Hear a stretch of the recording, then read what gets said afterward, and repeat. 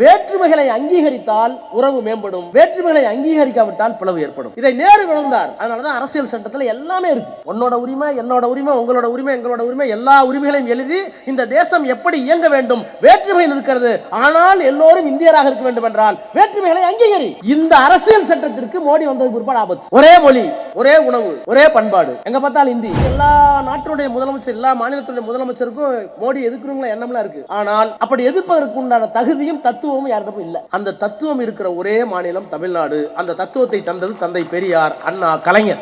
அமித்ஷாவும் மோடியும் விஷப்பாம்பு தான். ஆனா விஷப்பாம்பு அடிக்கிற தடியும் ஒருவேளை கடிச்சிட்டா விஷம் முறிவும் யாருகிட்ட இல்ல. அது இருக்கிற ஒரே இடம் தமிழ்நாடு. இருக்கிற ஒரே வைத்தியர் முத்துவேல் கருணாநிதி ஸ்டாலின். ராஜா எழுந்தால், கனிமொழி எழுந்தால், தமிழச்சி தங்கபாண்டியன் எழுந்தால் எல்லாரும் வேக வேகமா பிஜேபி காரன் ஓடியாரான. ஏய் வா வா, என்ன பேச போறாங்க? எதுக்காக? ராஜாவுக்காக அல்ல. எனக்கு பின்னால் இருக்கிற தத்துவம் பெரியார், அண்ணா, கலைஞர் என்ற மகத்தான மனிதர்கள்.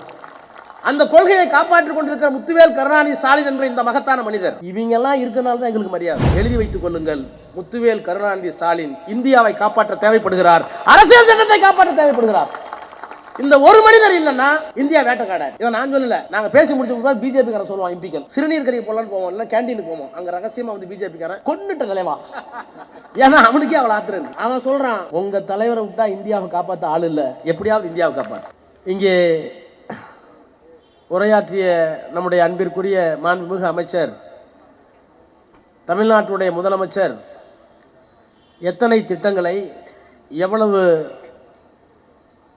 சிறப்பாக தமிழ்நாடு மட்டுமல்ல, இந்தியா மட்டுமல்ல, உலக நாடுகள் கொண்டாடுகின்ற அளவுக்கு ஒரு ஆட்சியை நடத்தி கொண்டிருக்கிறார்.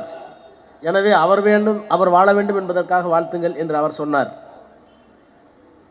நம்முடைய வேலுவர்கள் பேசுகிற போது கட்சியிலேயும் ஆட்சியிலேயும் படிப்படியாக வளர்ந்து முறையாக அரசியல் கற்று கலைஞர், அண்ணா, பெரியாருடைய கொள்கைகளை ஏற்று இரண்டு தளங்களிலும் கட்சியிலேயும் படிப்படியான வளர்ச்சி, ஆட்சியிலேயும் படிப்படியான வளர்ச்சியை பெற்ற இன்னொரு தலைவர் இவரை விட்டால் இல்லை, எனவே அவரை வாழ்த்துவோம் என்று சொன்னார். நம்முடைய தமிழச்சி தங்கபாண்டியன் அவர்கள் அவருக்கே உரிய பாணியில் அவருடைய சிறப்பு இயல்புகளை எல்லாம் சொல்லி, அவர் ஆற்றிய பணிகளை எல்லாம் சொல்லி, உலகம் எவ்வாறு அவரை வியக்கிறது என்று சொல்லி, எனவே அதற்காக அவர் வாழ வேண்டும் என்று சொன்னார். நம்முடைய மாணவர்களுடைய செயலாளர், அவர் மாணவர் அணியில் இருக்கிற காரணத்தினால் மொழிப்போர் போராட்டத்தை எல்லாம் இங்கே நினைவு கூர்ந்து அப்படிப்பட்ட மொழியையும் இனத்தையும் காப்பாற்றுகின்ற ஒரு தலைவராக இந்த முதலமைச்சர் இருக்கிறார். எனவே அவர் நீண்ட காலம் வாழ வேண்டும் என்று வாழ்த்துவோம் என்று சொன்னார். எல்லோரும் நன்றாகத்தான் வாழ்த்தினார்கள், மிக நன்றாகத்தான் பேசினார்கள். ஆனால் இவர்கள் எல்லோருடைய பேச்சிலையும் கொஞ்சம் சுயநலம் இருந்தது. என்ன சுயநலம்? நம்முடைய மாநிலம் வாழ வேண்டும், தமிழச்சிக்கு தமிழ்நாடு நல்லாக இருக்க வேணும், தான் எம்பியா இருக்கணும். அன்பில் மகேஷ் பொய்யாமொழிக்கு தமிழ்நாடு நல்லா இருக்கணும், தமிழ் மொழி நல்லா இருக்கணும், திமுக ஆட்சிக்கு வரணும், அதனால முதலமைச்சர் நல்லா இருக்கணும், அடுத்த கேபினெட்லேயும் அவர் இருக்கணும். என்னுடைய வாழ்த்து அதான். ஆனால் இதுக்காகலாம் நான் வாழ்த்த மாட்டேன். இவற்றையெல்லாம் கூட ஒரு முதலமைச்சர், ஒரு மனிதன் இந்தியாவில் ஒரு மாநிலத்தில் எதிர்காலத்தில் செய்யக்கூடும். செய்ய முடியாதுன்னு ஒன்றும் இல்லை. இத்தனை திட்டங்களை தந்திருக்கிற ஒரு முதலமைச்சரை இனிமேல் ஒரு காலத்தில் பார்க்கக்கூடும், வாய்ப்புகள் இருக்கிறது. we cannot deny. ஆனால் நான் எப்படி பிரமித்து பார்க்கிறேன் என்றால், ஒரு 4 நூற்றாண்டு காலம் நாடாளுமன்றத்தில் இருந்தவன் என்ற முறையில் கலைஞர் ஆட்சியை இழந்திருக்கிறார். ஆட்சிக்கு வந்த பிறகு எத்தனையோ திட்டங்களை தீட்டியிருக்கிறார். நன்றி மறந்தவர்களா தமிழக மக்கள் என்று கேட்டால், பெரியார் சொன்ன கருத்தை கலைஞர் சொல்லுவார், ஒரு நல்ல மக்கள் தொண்டன், நல்ல கொள்கைவாதி நன்றி எதிர்பார்க்க கூடாது, நன்றி எதிர்பார்த்து செய்தால் அது எதுவும் செயலல்ல என்று சொல்லுவார். எனவே நலத்திட்ட உதவிகள், தமிழ்நாடு அடுத்த இலக்கை எட்ட வேண்டும் என்பதற்காக நம்முடைய முதலமைச்சர் ஆற்றிக் கொண்டிருக்கிற பணிகள் எல்லாம் நிச்சயமாக பாராட்டப்பட வேண்டியவை. அவைகளுக்காக அவர் வாழ வேண்டும். மொழிக்காக, இனத்திற்காக, மாநிலத்தினுடைய வளர்ச்சிக்காக, எல்லா தரப்பு மக்களுக்குமாக, வாக்களித்த பெருமக்களாக இருந்தாலும் வாக்களிக்காத பெருமக்களாக இருந்தாலும். கலைஞருக்கு இருக்கிற மிக சிறப்பு எது?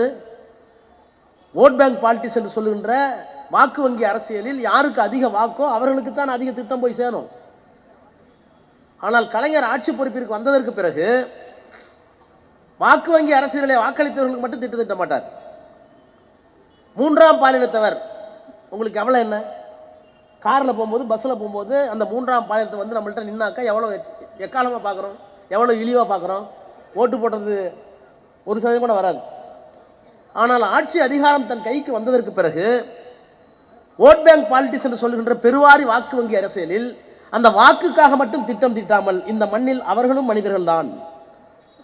ஒரு கவிஞன் எழுதினான், எப்படி ஒற்று சொல்லில் ஒரு இச்சில்லை என்றால் அந்த சொல்லை பழிக்கிறோமோ அதை போல ஏதோ ஒரு குறைபாடு என்பதற்காக ஆணும் இல்லாமல் பெண்ணும் இல்லாமல் அவர்களை அவமானப்படுத்துகிறோமே, அந்த அவமானத்தை அவர்கள் தாங்கிக் கொண்டிருக்கிறார்களே, அந்த அவமானத்திலிருந்து அவர்களை மீட்க வேண்டும் என்பதற்காக சிந்தித்த ஒரு தலைவன் டாக்டர் கலைஞர். இப்படி சொல்லிக்கொண்டே போகலாம். மாற்றுத்திறனாளிகள் எத்தனை சதவீதம்? அவர்கள் வாக்களித்து விட்டு என்ன வந்துவிட போகிறது? பெருவாரியாக வாக்களித்தவர்களை பார்த்து திட்டங்களை சொல். இல்லை, ஐநா சபை சொன்னது அவர்கள் மாற்றுத்திறனாளிகள், அவனை நொண்டிக்காத முடங்காத. நீ கிட்ட போய் பார்த்தீங்கன்னா அவன்கிட்ட வேற ஒரு பவர் இருக்கு. 2 காலில் ஒரு கால் இல்லையா? இல்ல, அந்த ஒரு கால் இல்லையோ அந்த காலுடைய பவர் கையிலையோ சிந்தனையிலையோ எங்கேயோ ஒரு இடத்துல இருக்கு, இல்லைன்னா மூளையில இருக்கு. அவருக்கு நினைவாற்றல் கூட இருக்கலாம். அதை கண்டுபிடிக்க வேண்டியது உன்னுடைய பொறுப்பே தவிர அது குறை அல்ல.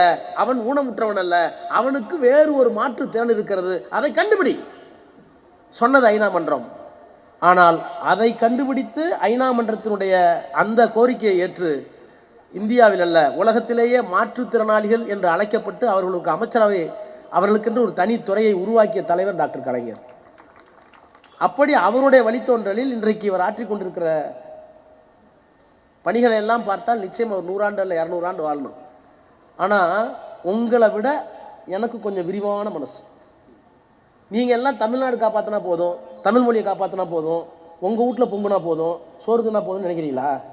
இல்லை, எனக்கு கவலை இந்தியாவை வெள்ளைக்காரன் உங்கள்கிட்ட இந்தியான்னு கொண்டு போனப்ப என்ன தெரியுமா நிலைமை? அவன் துப்பாக்கிலாம் நான் வந்திருக்க நல்லா கவனிச்சுங்க, கொட்டுக்கிற பணி, என் பேச்சை சுருக்கிறேன்.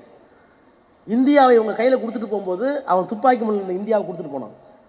எப்படி ஆளப்போகிறார்கள் என்று எள்ளி நகையாடினார்கள்.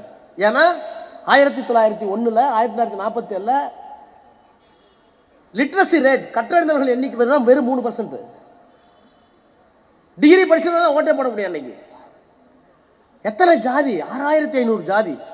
ஒரு சாதி ஒரு சாதியோட கலக்காது.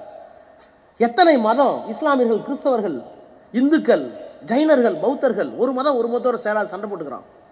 சாதி வேற, மதம் வேற, மொழி வேற. அவன் பேசுற பாஷை எனக்கு புரியல. எத்தனையோ மொழிகள். சரி, சாப்பாடு ஒன்றும் கிடையாது. நான் சாப்பிட்ற இட்லி அஸ்ஸாமில் இல்லை, அஸ்ஸாமில் சாப்பிட்ற சாப்பாடு நிட்டு இல்லை. சரி, உடை ஒன்றா அதுவும் கிடையாது. நான் கட்டுற வேட்டி அவன் கட்ட மாட்டேங்கிறான், அவன் போடுற குருதா எனக்கு கிடையாது. அப்போ மொழியால் வேறுபட்டு, மதத்தால் வேறுபட்டு, சாதியால் வேறுபட்டு, உணவால் வேறுபட்டு, உடையால் மாறுபட்டு, பழக்க வழக்கத்தால் மாறுபட்டு, கலாச்சாரத்தால் மாறுபட்டு, காலையில் ஏறும்போது கல்யாணம் பண்ணுமா நம்மால்? நல்ல நேரம் சூரியன் ஏறிக்கிட்டே இருக்கும்போது கல்யாணம் பண்ணாதான் இவங்க ஏறிக்கிட்டே போவாங்களாம். டெல்லிக்கு வா, தமிழச்சி சொல்லு, சாயங்காலம் 8 மணிக்கு தான் கல்யாணம் டெல்லியில். அவன் கலாச்சாரம் வேற, அவன் நம்புறான். அப்போ இவ்வளவு வேறுபாடுகளை கொண்டிருக்கின்ற ஒரு நாடு இவங்க எப்படி ஒன்னா கட்டி வைக்கிறது? அவன் நல்ல காலம் துப்பாக்கி வச்சிருந்தான். இவர்களை எப்படி கட்ட வேண்டும் என்று சொன்னால் 2 ஆண்டு காலம் உட்கார்ந்தாங்க. இந்திய அரசியல் நிர்ணய சபை 2 ஆண்டுகள் 1946 47 கடைசி வரைக்கும் ஜவஹர்லால் நேரு, பட்டேல், அம்பேத்கர், எல்லா தலைவர்களும், பட்டாபி, சீதாமரை, எல்லாம் RSS எல்லா பட்டியலாம், எல்லா அறிவாளிகள், படித்தவர்கள், வெவ்வேறு ஜாதி, எல்லாரும் ஒரு கருத்து. நம்மகிட்ட இவ்வளவு பிரச்சனை இருக்கு. இந்த பிரச்சனை எல்லாம் நம்மளுடைய வேற்றுமைகளை எல்லாம் ஏற்றுக்கொண்டு நாம் ஒற்றுமையாக இருப்பது எப்படி? ஆமா, நம்ம வேற வேற தான். கருணாவுக்கு புளிக்குழம்பு பிடிக்கும், எனக்கு மோர் குழம்பு பிடிக்கும். கருணா என் வீட்டுக்கு என்ன சொல்லணும்? எங்க வீட்டுக்காரன் பார்த்து சொல்லணும், இந்த கருணா தம்பி வந்திருக்கான், அவனுக்கு புளிக்குழம்பு போடும் செய்யணும்னு சொல்லணும். அதெல்லாம் தெரியாது. எனக்கு மோர் குழம்பு தான் பிடிக்கும். தின்னா திங்காட்டி போனா கருணா சோறு வேணா ஒன்று போயிடுவார். வேற்றுமைகளை அங்கீகரித்தால் உறவு மேம்படும், வேற்றுமைகளை அங்கீகரிக்காவிட்டால் பிளவு ஏற்படும். இதை நேரு உணர்ந்தார். அதனாலதான் அரசியல் சட்டத்தில் எல்லாமே இருக்கு. தாழ்த்தப்பட்டவனுக்கு என்ன உரிமை, பிற்படுத்தப்பட்டவனுக்கு என்ன உரிமை, கிறிஸ்தவனுக்கு என்ன உரிமை, இந்துக்களுக்கு என்ன உரிமை, மொழி சிறுபான்மை மக்களுக்கு, தெலுங்கர்களுக்கு என்ன உரிமை, இஸ்லாமியர்களுக்கு என்ன உரிமை, எல்லாம் எழுதி வச்சிருக்கோம். இவர்களை எல்லாம் எப்படி காப்பாற்றுவது எல்லாம் இருக்கு. இந்த உரிமைகள் வரையறுக்கப்பட்டதற்கு பிறகு எப்படி தேர்தலை நடத்தி ஒரு அரசாங்கத்தை கொண்டு வரணும்? தேர்தல் ஆணையம். தேர்தல் நடத்திய பிறகு சட்டமன்றம். யார் முதலமைச்சர், யாரெல்லாம் அமைச்சர், அந்த சட்டமன்றத்துக்கு என்ன அதிகாரம்? சரி, நாடாளுமன்றத்துக்கு என்ன அதிகாரம்? சரி, நாடாளுமன்றமும் சட்டமன்றமும் இயற்றுகின்ற சட்டங்கள் சரியில்லைன்னு சொன்னா கேள்வி கேட்பது யார்? உச்சநீதிமன்றம். அந்த உச்சநீதிமன்ற நீதிபதியை நியமிப்பது யார்? குடியரசுத் தலைவர். குடியரசுத் தலைவருக்கு என்ன அதிகாரம்? இவ்வளவையும் அரசியல் சட்டத்தில் எழுதியிருக்கோம்.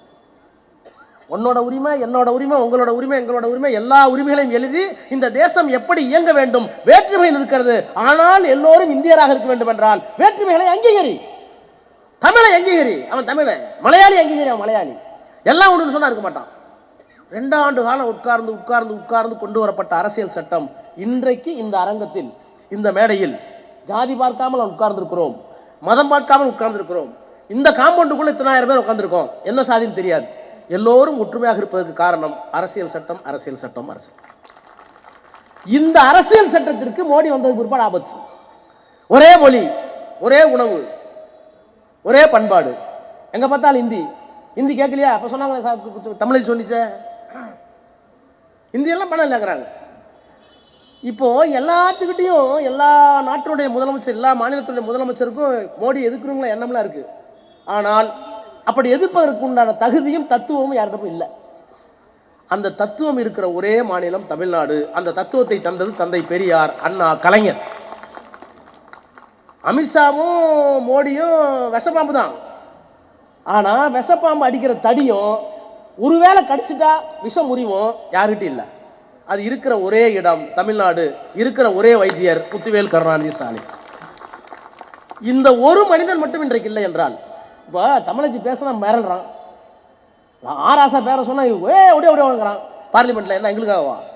கத்துக்கப்பட்ட தூக்கிட்டு போறோம். ராஜா எழுந்தால், கனிமொழி எழுந்தால், தமிழச்சி தங்கப்பாண்டியன் எழுந்தால் எல்லாரும் வேக வேகமா பிஜேபி ஓடியாரான. வா என்ன பேச போறான்? எதுக்காக? ராஜாவுக்காக அல்ல. எனக்கு பின்னால் இருக்கிற தத்துவம் பெரியார், அண்ணா, கலைஞர் என்ற மகத்தான மனிதர்கள். அந்த கொள்கையை காப்பாற்றிக் கொண்டிருக்கிற முத்துவேல் கருணாநிதி ஸ்டாலின் என்ற இந்த மகத்தான மனிதர். இவங்கெல்லாம் இருக்கிறனால தான் எங்களுக்கு மரியாதை. எனவே இவர் முதலமைச்சராக மீண்டும் வர வேண்டும் என்பது உங்க திட்டத்துக்காக மட்டும் இல்ல,